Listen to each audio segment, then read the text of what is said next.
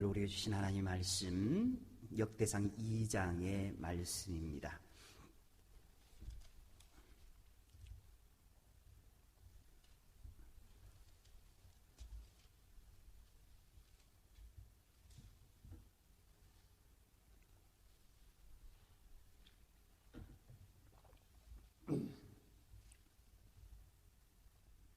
역대상 2장 1절에서 55절까지의 말씀 우리 함께 보도록 하겠습니다.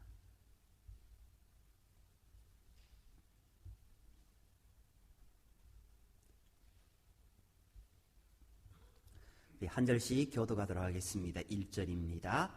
이스라엘의 아들은 이러하니 르우벤과 시몬과 레위와 유다와 이사갈과 스불론과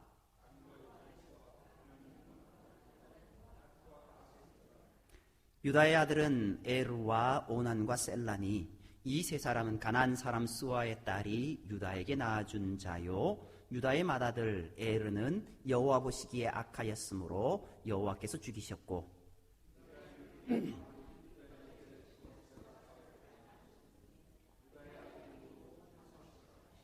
베레스의 아들은 헤스론과 하몰이요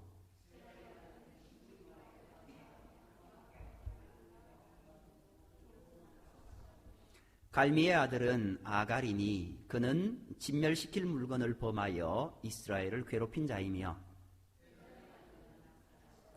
헤스론이 낳은 아들은 여라무엘과 람과 글루베라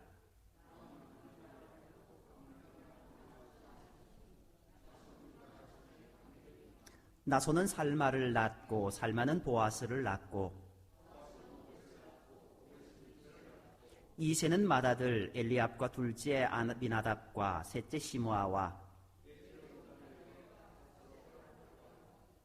여섯째로 오셈과 일곱째로 다윗을 낳았으며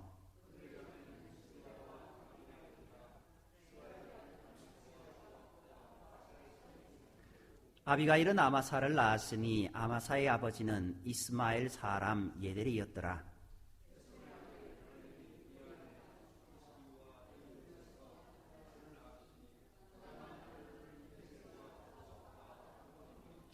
아수바가 죽은 후에 갈렙이 또 에브라스에게 장가 들었더니 에브라스이 그에게 후를 낳아주었고 그 후에 헤스론이 60세에 길르앗의 아버지 마길의 딸에게 장가 들어 동침하였더니 그가 스굽을 헤스론에게 낳아주었으며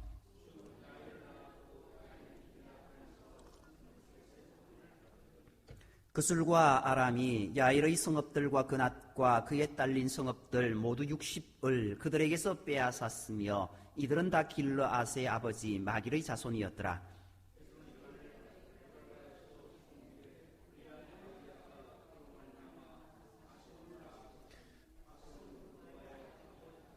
헤스론의 맏아들 여라무엘의 아들은 맏아들 람과 그 다음 분하와 오렌과 오셈과 아히야이며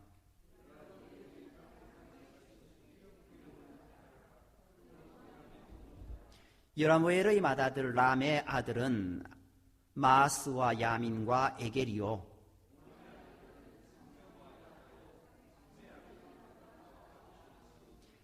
아비수르의 아내의 이름은 아비하일이라. 아비하일이 아반과 몰릿을 그에게 낳아주었으며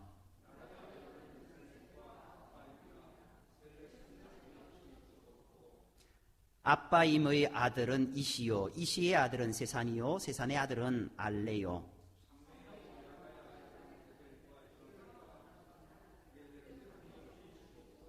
요나단의 아들들은 벨렉과 사사라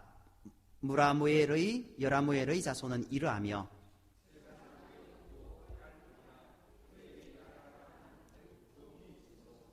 세산이 딸을 그 종 야르하에게 주어 아내를 삼게 하였더니 그가 그로 말미암아 앗대를 낳고 사밧은 에블라를 낳고 에블랄은 오벳을 낳고 아사랴는 헬레스를 낳고 헬레스는 엘르아사를 낳고 살룸은 여가미아를 낳고 여가미아는 엘리사마를 낳았더라.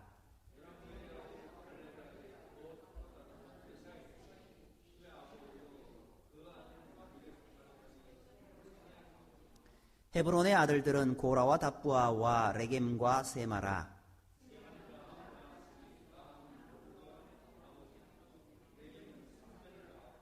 삼매의 아들은 마온이라. 마온은 벳술의 아버지이며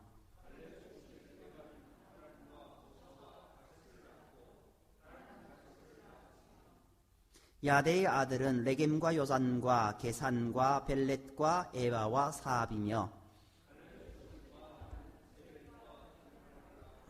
또 만나의 아버지 사압을 낳았고 또 막베나와 기브아의 아버지 스와를 낳았으며 갈렙의 딸은 악사더라.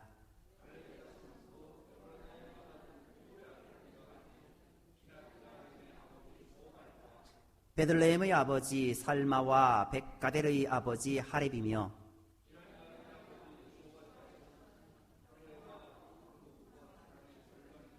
기럇 여아림 족속들은 이델 종족과 붓 종족과 수맛 종족과 미스라 종족이라. 이로 말미암아 소라와 에스다올 두 종족이 나왔으며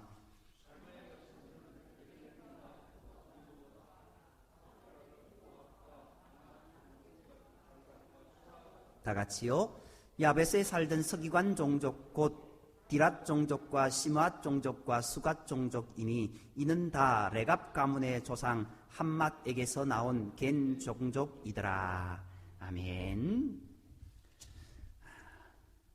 누가 누구를 낳고 누가 누구를 낳고 도대체 이 이름을 다 들어봤지만 내가 아는 이름은 별로 없는 것 같고 이게 무슨 상관이 있냐라고 이렇게 반문할 수밖에 없는 그런 내용들입니다. 그런데요, 결국은 이렇습니다.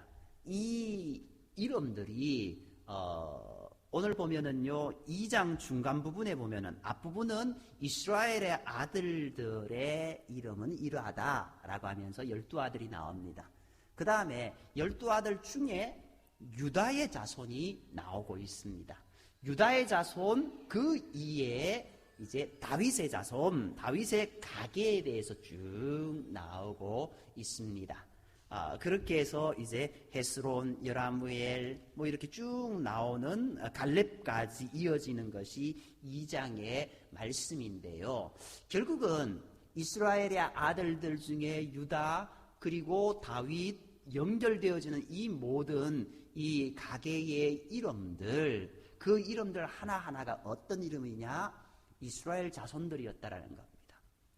이스라엘 자손들이었다라고 하는 것은요, 하나님이 그들을 사랑하시는 백성들, 하나님이 친히 사랑하시는 사람들, 그들의 이름이 여기 다 기록되어 있다라는 겁니다. 더군다나 이때가 언제의 모습입니까? 바벨론 포로에서 돌아왔을 때 우리 조상들은 어떻게 살아왔는가? 우리가 왜 이렇게 되었는가를 되돌아보면서 우리 조상들의 삶이 어땠는가를 다시 되짚어보는 그런 내용들입니다. 그러니까 결국은 우리 조상들이 잘 살았는가, 하나님만 의지하고 살았는가에 대한 그런 부분들이 여기에 담겨 있을 수밖에 없다라는 겁니다. 그런데 거기에 보면 두 가지가 있습니다. 하나는 하나님께서 사랑하는 백성이지만 하나님께 칭찬받은 자가 있는 반면에 하나님께서 사랑하시는 백성 중에 그하면서도 하나님이 그를 내친 자가 있다라고 여기에는 기록하고 있습니다.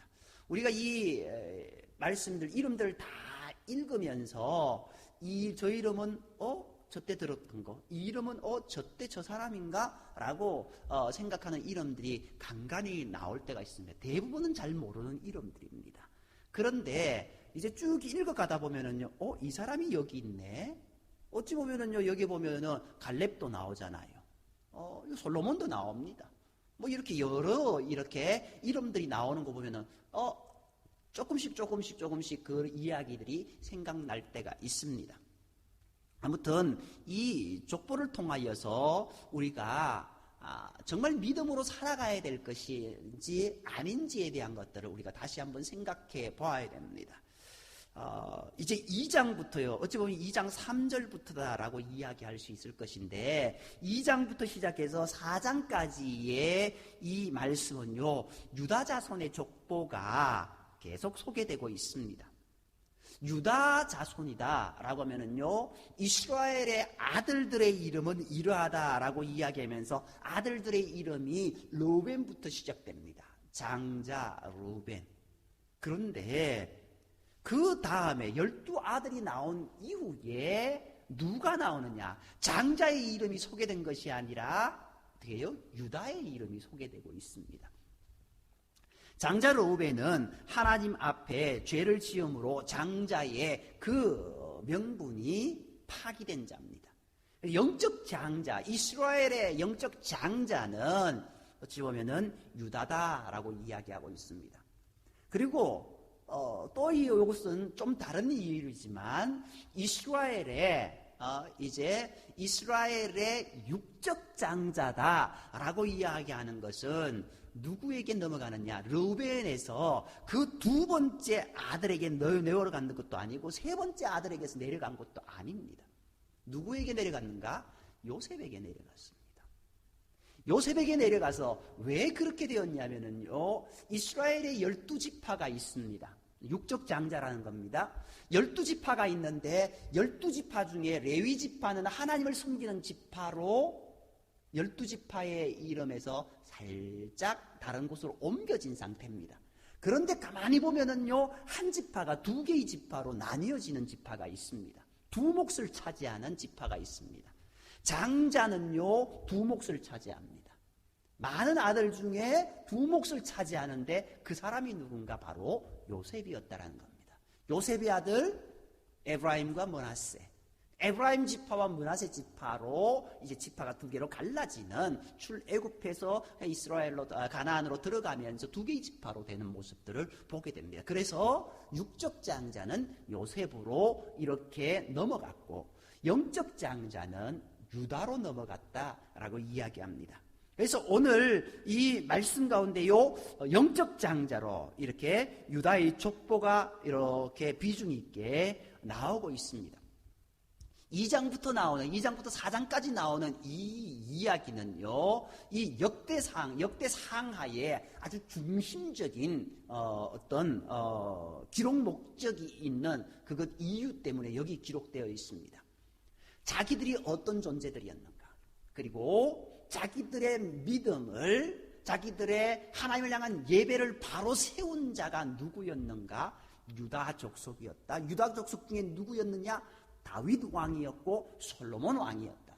그래서 이 유다 족속, 이 유다 자손들을 쭉 언급하고 있습니다. 더군다나 이스라엘 백성들 가운데 유다 족속들 가운데 다윗 가계에서 왕들이 계속 이어낸 게 왕족이라고 이야기할 수 있겠죠.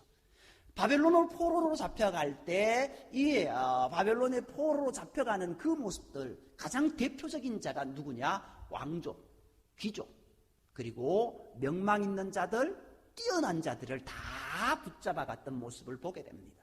결국 이들이요, 붙잡아갔는데 어떤 사람이 주를 이뤘느냐? 유다 지파가 주를 이루었다라는 겁니다. 그리고 돌아올 때도 어떻게 되는가? 유다 지파가 주를 이루어서 돌아오게 되었다라는 것을 여기에서 이야기하면서 우리 조상들은 어떻게 살았는가? 거기에 대해서 이렇게 하나씩 이어가고 있습니다. 이스라엘 백성의 존재 근거가 뭐냐? 그것은요, 하나님의 언약이었습니다. 하나님은 이스라엘 백성들을 사랑하신다. 항상 그들을 지켜주신다.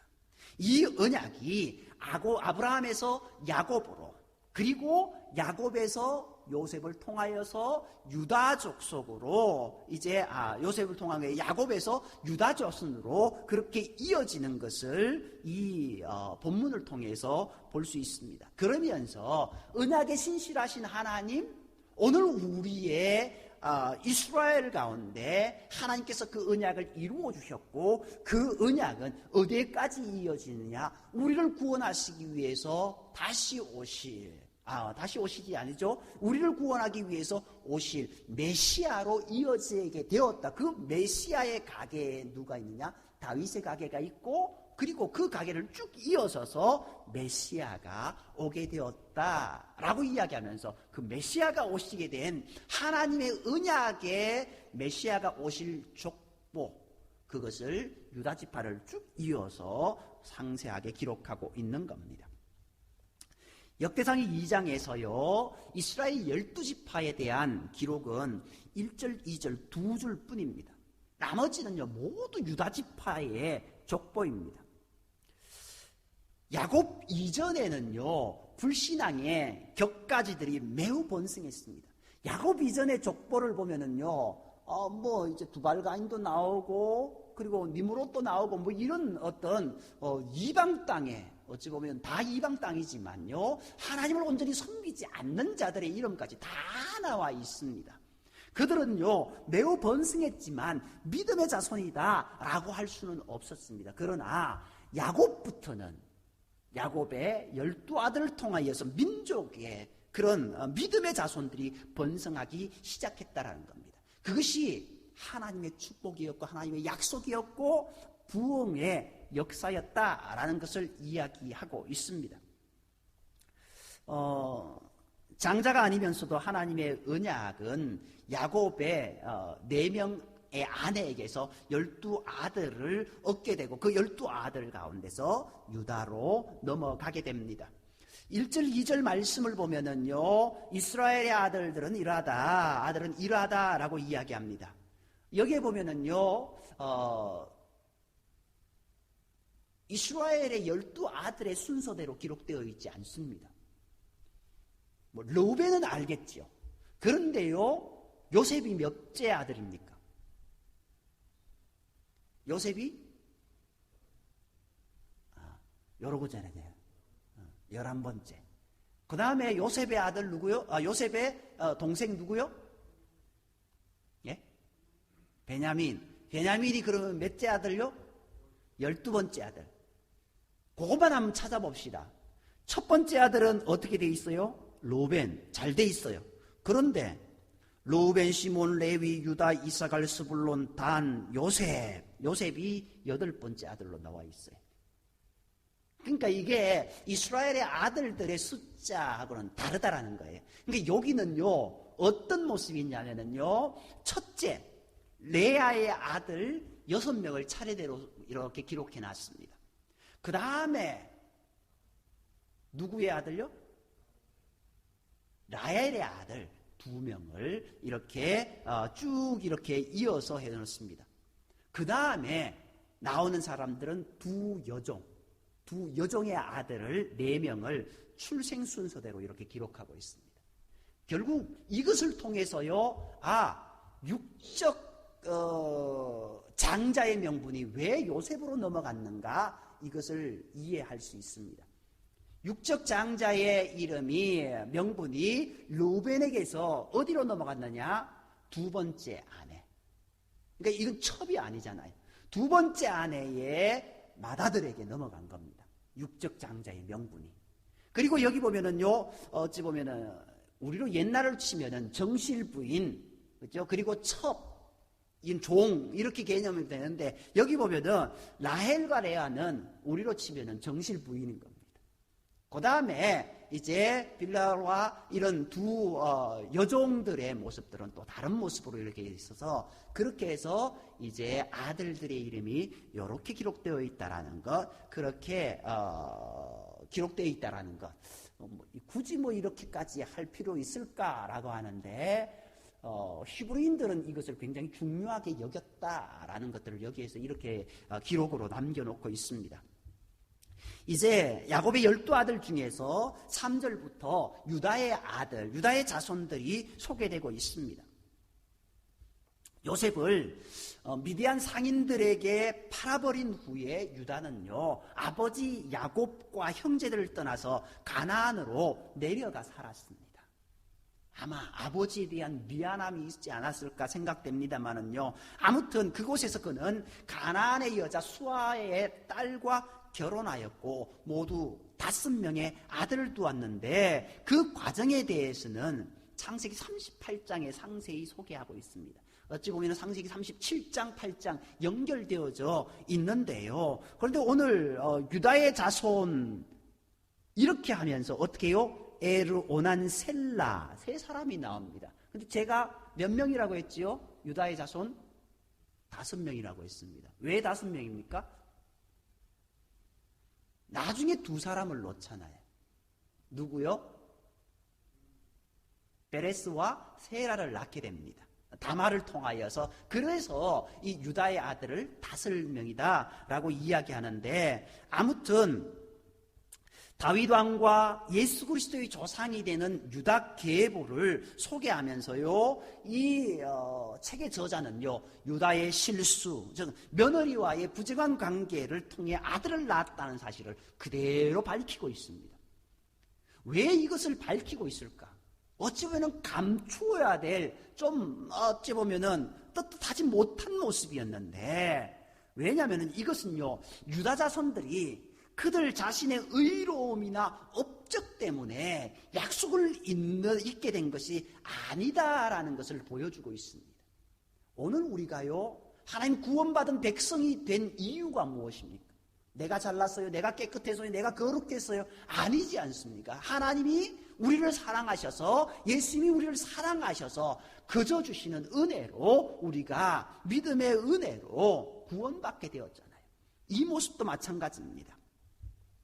이 유다 자손들이 자신들이 어떤 큰 업적이 있었는 것이 아니라 인간적으로 큰 허물이 있었음에도 불구하고 유다 자손이 약속을 잇는 주도적 지파가 된 것은 하나님의 구원의 섭리가, 하나님의 주권적인 은혜가 그들 가운데 있었기 때문에, 그들을 보살펴 줬기 때문에 있을 수 있었다라는 것을 여기에서 말하고 있습니다. 이제 유다의 아들 3명을 이야기합니다. 맏아들 에르라고 이야기합니다. 우리가 이제 다른 곳에서 보면은 엘이라고 이렇게 되어 있습니다. 엘이라고 하는 말은요, 하나님이라는 뜻입니다. 엘, 하나님이라는 뜻입니다. 그러니까 결국은 하나님을 섬기는 자라는 뜻입니다. 그런데요, 이 엘은요, 그 어머니의 영향으로 가나안 풍습에 깊게 물들어 있었습니다. 유다가 누구와 결혼했다라고요? 가나안 여자 수아의 딸과 결혼했다라고 이야기하고 있습니다. 가나안의 문화, 우상 숭배하는 문화입니다. 그런데 이 맏아들 에르는 어떻게 해요? 가나안의 풍습에 그렇게 물들었다라는 것들을 이야기하고 있습니다. 다말과 결혼한 후에도 그는요, 가나안 풍습을 쫓아 모든 악한 행동을 했던 겁니다. 그래서 성경은 그가 여호와 보시기에 어땠다라고요? 악했기 때문에 여호와께서 그를 직접 죽이셨다라고 그렇게 말씀하고 있습니다. 성경에 하나님께서 직접 죽이신 그런 사건들 그렇게 많이 등장하지는 않습니다. 죄를 범했기 때문에 그렇게 죽이는 장면, 심판받는 장면이 있지만 그래도 그렇지 많지는 않습니다. 그런데 이 장면 속에서 한 사람, 여호와 보시기에 악하였으므로 여호와께서 죽였다라고 분명하게 선언하고 있습니다. 그리고 둘째 아들 오난도 마찬가지였습니다. 그는요, 형수 다말의 자손을 낳아주기 위하여서 형수와 동침하면서도 체회사장을 하는 죄를 짓다가 여호와께 죽임을 당하게 됩니다. 그리고 유다는 막내 아들 셀라마저 죽임을 당할까 두려워하여서 다말에게 셀라를 주지 않았습니다. 그러나 그렇게 아껴두었던 셀라는 믿음의 행적을 아무것도 남기지 못하였습니다. 셀라에 대해서 큰 기록이 없습니다. 믿음의 모습이 없던 겁니다. 쉽게 말해서 유다의 세 아들에 대한 부분들은요, 믿음의 모습들이 아니었다라는 것을 여기에서 기록하고 있습니다. 이제 하나님의 축복은요, 놀랍게도 다말에게서 낳은 베레스와 세라로 이어지는 모습을 보게 됩니다.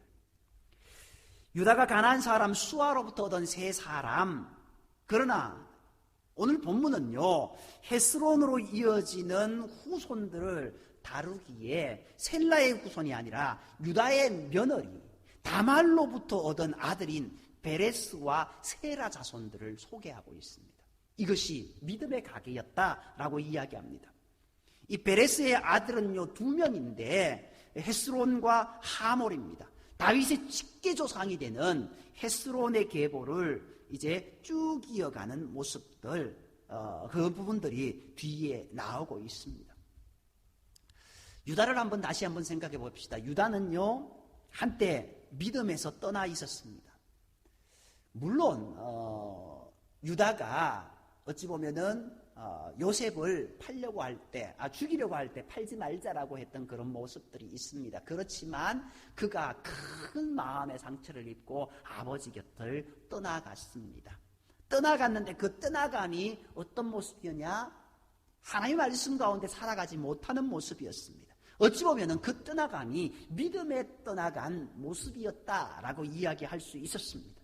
그 결과 그의 아들들은 죽었고 며느리 다말과 동침하여 자식을 낳는 부끄러운 삶을 살았습니다. 그렇지만 그 이후 그는 회개하여서 철저하게 말씀을 붙잡았습니다.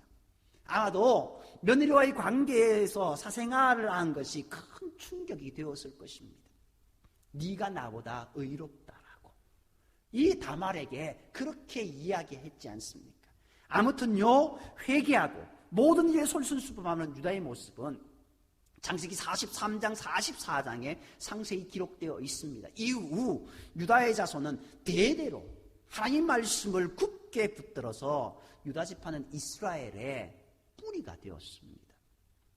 역대기가 이스라엘 12지파를 간략하게 언급한 후에 유다 지파의 족보를 상세하게 기록한 이유는요, 유다 지파가 이스라엘의 정통성, 이스라엘의 뿌리를 가장 굳게 잘 지켰기 때문이다라고 이야기하는 겁니다. 이제 유다의 아들들, 이제 베레스에 대해서 나오고 베레스의 아들 헤스론 쭉 이어져서 나오는 부분들이 있습니다.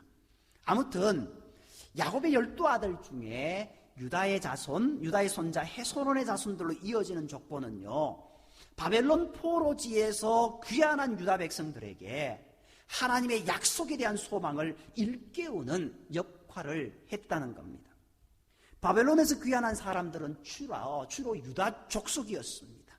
그런데 이들에게는요, 야곱의 아들 유다에서 다윗으로 이어지는 계보를 통해서 하나님의 약속이 이스라엘 백성들 가운데서 어떻게 이어지고 있는가를 보여준다는 것, 민족의 정체성, 더불어 종교적인 확신을 새롭게 불러일으키는 그런 계기가 되었다.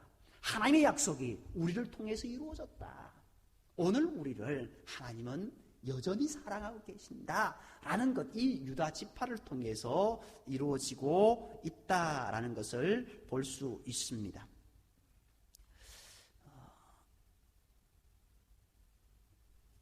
오늘 2장의 이 족보는요, 유다의 아들 중에 다말의 아들인 세라의 후손을 기록하고 있고, 그 중에서도 다윗의 계보를 가장 먼저 소개하고 있는 것이 특징입니다. 역대기에서 가장 중요하게 여기는 인물이 누구냐? 다윗입니다. 그렇더라도 나머지 사람들이 이 역사에 들르리라는 뜻은 아닙니다.